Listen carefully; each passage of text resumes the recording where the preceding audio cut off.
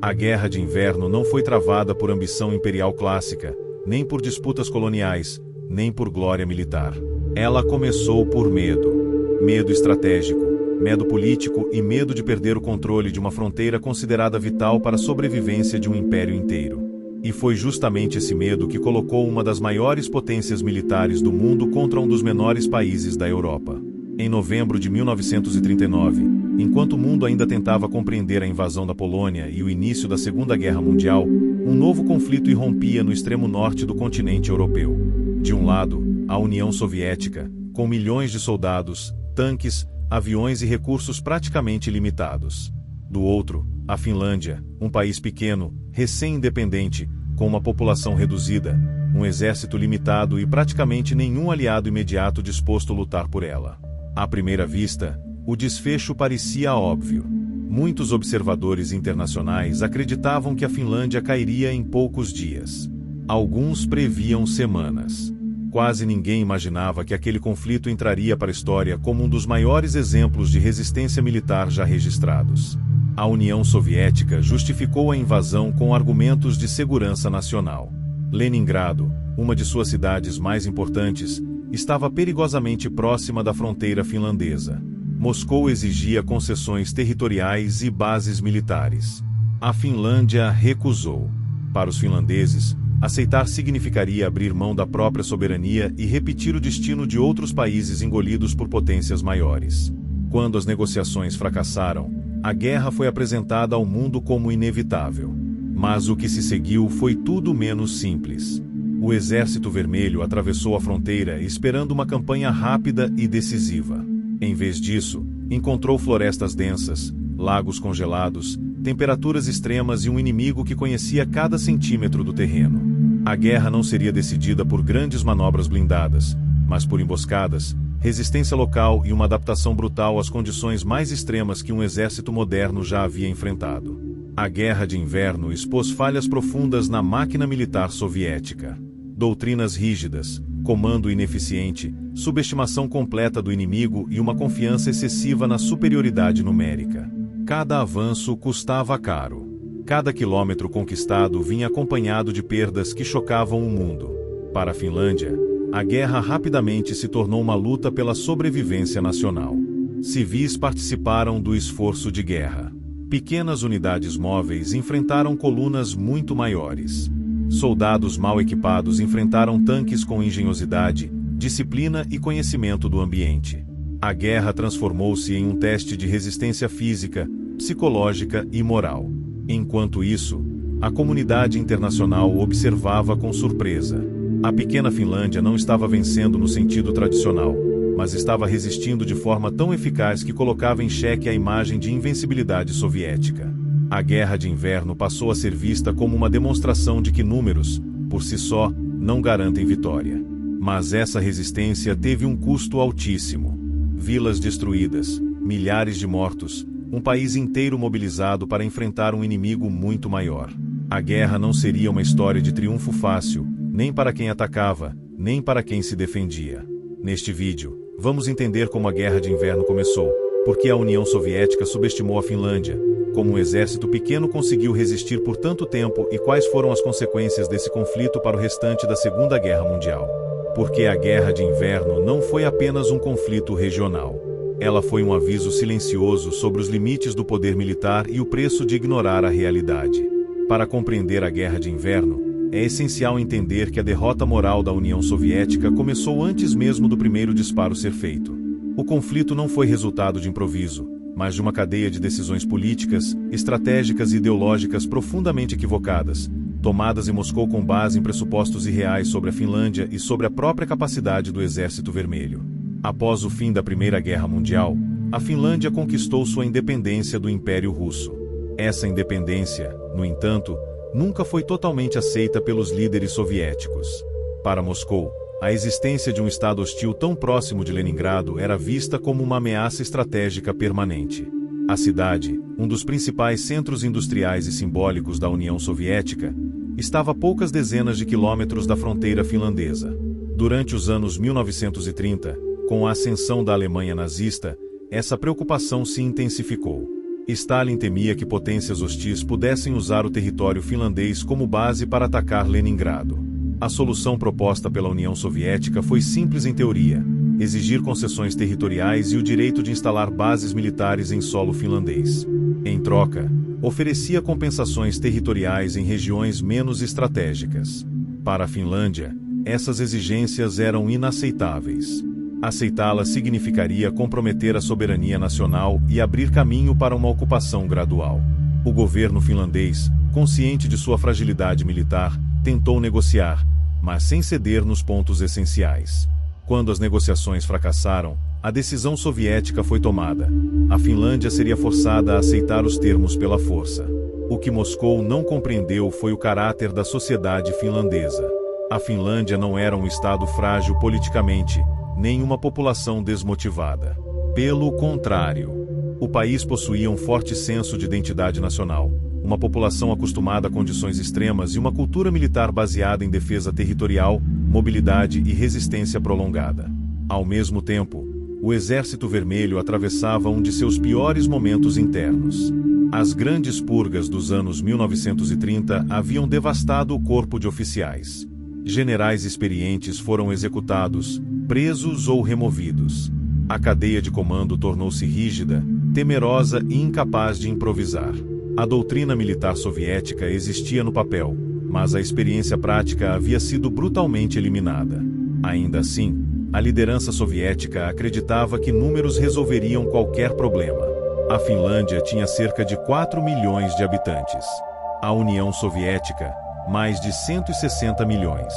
A diferença de efetivos, tanques, aviões e artilharia era esmagadora.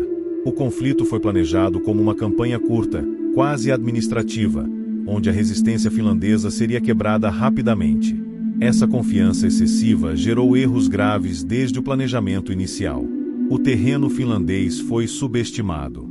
Florestas densas, lagos congelados, estradas estreitas e poucas vias de acesso tornavam grandes formações mecanizadas extremamente vulneráveis. As tropas soviéticas, treinadas para operações em campo aberto, foram enviadas para um ambiente onde sua superioridade numérica se tornava um fardo logístico. O clima foi tratado como um detalhe secundário. As temperaturas, que frequentemente caíam para níveis extremos, não foram adequadamente consideradas no planejamento. Equipamentos inadequados, roupas insuficientes e falhas no abastecimento criaram uma situação em que soldados soviéticos enfrentavam não apenas o inimigo, mas o próprio ambiente como uma ameaça mortal. Do ponto de vista ideológico, a guerra também foi mal compreendida. Moscou acreditava que a população finlandesa se rebelaria contra seu governo e receberia as tropas soviéticas como libertadoras. Essa expectativa revelou-se completamente ilusória. A invasão teve o efeito oposto. Uniu a sociedade finlandesa de forma quase absoluta contra o invasor. Quando o Exército Vermelho cruzou a fronteira, em novembro de 1939, ele não encontrou um país dividido ou desorganizado. Encontrou uma nação preparada para resistir, mesmo sabendo que a vitória total era improvável. Cada vila, cada estrada, cada floresta se transformou em um obstáculo cuidadosamente explorado pela defesa finlandesa. Assim, antes mesmo que as primeiras batalhas fossem travadas, a Guerra de Inverno já estava marcada por um erro fundamental: a crença de que força bruta, números e ideologia poderiam substituir conhecimento do terreno, preparo logístico e realismo estratégico. No próximo bloco, veremos como esses erros se materializaram no campo de batalha, como os finlandeses transformaram o inverno em arma e por que o Exército Vermelho pagou um preço tão alto por cada avanço conquistado. Se no planejamento a União Soviética errou, no campo de batalha ela pagaria esse erro em escala brutal. A Guerra de Inverno rapidamente deixou de ser um conflito convencional para se transformar em um confronto assimétrico, onde a natureza, o terreno e a adaptação humana pesavam tanto quanto tanques e artilharia. As forças soviéticas avançavam em colunas longas e rígidas, seguindo estradas estreitas que cortavam florestas densas. Essa forma de progressão, adequada para guerras em campo aberto, tornava-se fatal no ambiente finlandês. Cada estrada era um gargalo, cada floresta, uma armadilha, cada lago congelado, um corredor de morte. Os finlandeses exploraram isso com precisão cirúrgica. Pequenas unidades móveis, altamente treinadas para operar no inverno, atacavam as colunas soviéticas em pontos estratégicos, cortando linhas de suprimento, isolando unidades e destruindo comunicações. Essa tática ficou conhecida como Tática do Mote, uma adaptação do termo finlandês para pilhas de lenha cortadas em segmentos. As forças soviéticas eram divididas em bolsões isolados e, pouco a pouco, eliminadas. O inverno finlandês não perdoava. Temperaturas extremas congelavam armas, motores e até mesmo soldados despreparados. Tropas soviéticas, muitas vezes sem roupas adequadas, sofriam congelamento antes mesmo de entrar em combate. Fogos eram proibidos por medo de revelar posições, e muitos homens morreram durante a noite simplesmente por não conseguirem manter o calor corporal. Enquanto isso, os soldados finlandeses estavam adaptados ao ambiente. Vestiam roupas brancas de camuflagem, deslocavam-se rapidamente com esquis e conheciam o terreno como extensão de si mesmos. A guerra tornava-se uma sucessão de emboscadas silenciosas, ataques noturnos e retiradas rápidas. O inimigo raramente era visto antes do primeiro disparo. O impacto psicológico dessas táticas foi devastador para o Exército Vermelho. Tropas inteiras avançavam sem saber de onde viria o próximo ataque.